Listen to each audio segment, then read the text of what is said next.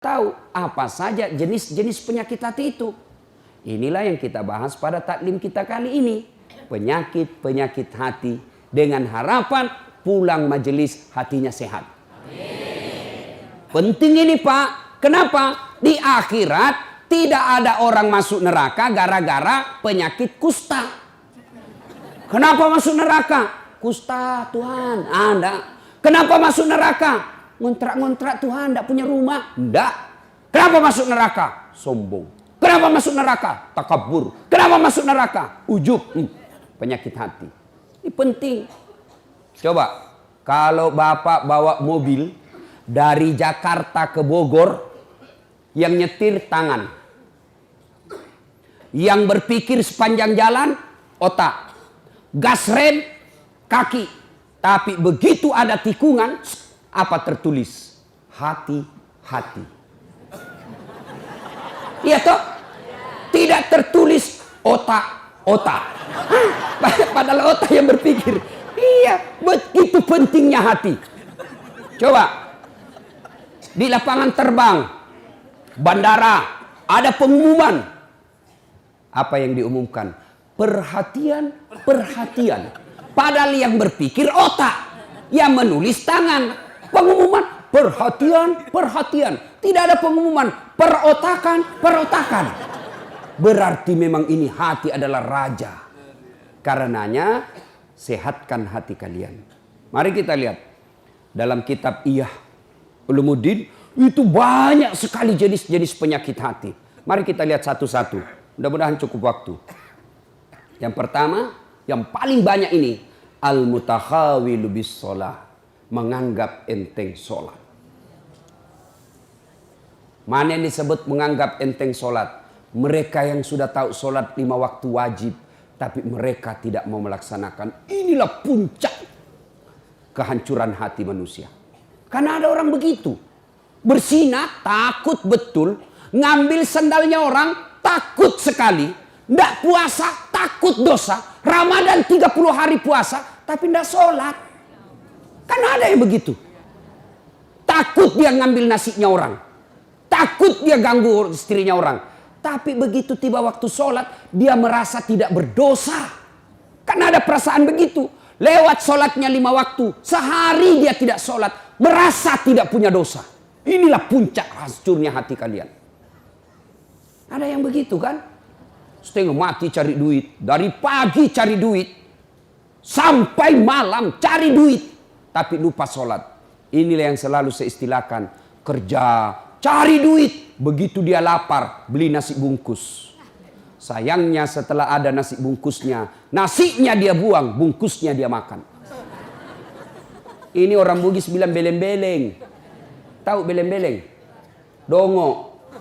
Tahu dongo? Beleng-beleng. Tahu beleng-beleng? Dongo. Tahu dongo? Reku Gering bilang dungu. Itu larang dungu. Asli sedugu-dugunya. Masa beli nasi bungkus, nasinya dia buang, nasi bungkusnya dia makan. Inilah orang yang setengah mati cari nafkah. Berpolitik siang malam. Berusaha siang malam. Ngajar siang malam. Cari harta siang malam. Lupa sholat. Beleng-beleng. Dungu. Apa sebab orang biasa tidak sholat? Mohon maaf. Punten, punten. Ibu-ibu paling banyak tidak sholat kalau ada pesta pengantin. Gara-gara apa? Make up. Mukanya dikira tembok. Kuning, coklat, abu-abu, biru. Oh, beleng-beleng. Itu biasa saya kasihan lihat itu ibu kalau ada pengantin. Mukanya betul-betul kayak tembok. Serba palsu. Bibirnya merah palsu. Alisnya tebal, palsu. Bulu matanya panjang, palsu. Pantatnya gabus. Semua palsu. Malah ada lagi lebih gila lagi saya lihat. Dia kasih lebih alisnya. Saya bilang kenapa dikasih lebih? Dia bilang seperti artis Korea. Ada artis Korea baru di Bogor tinggal. Coba, sudahlah. Apa dilarang berdandan? Ya silahkan, selama ibu berdandan supaya suami bangga di samping ibu, itu ibadah. Tapi kalau ibu dandan, gara-gara dandan tidak sholat, beleng-beleng. Coba. Nah, sekarang gimana solusinya, Ustaz? Nah, ibu wudhu dulu. Sudah wudhu, dandan. Sudah dandan, tahan kentut. Biar sudah wudhu, kentut batal. Nggak habis kok Ustaz, sedikit aja keluar. Biar sedikit, batal. Coba. 2. Yang menyebabkan ibu-ibu banyak nggak sholat kalau ada pengantin. Apa? Jilbab. Saya ini sudah keliling-keliling ceramah. Sampai ke Malaysia, Timur Tengah, Brunei, Filipina Selatan. Ini hanya di Indonesia yang ibu-ibunya susah jilbabnya. Jilbab sakaratil maut.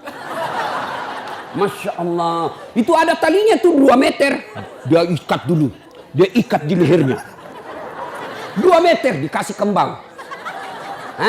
17 pentulnya. Ada kayak batang pohon di belakang. Sudah. Tidak bisa lah dia goyang lehernya. Sudah diikat. Coba. Ayo.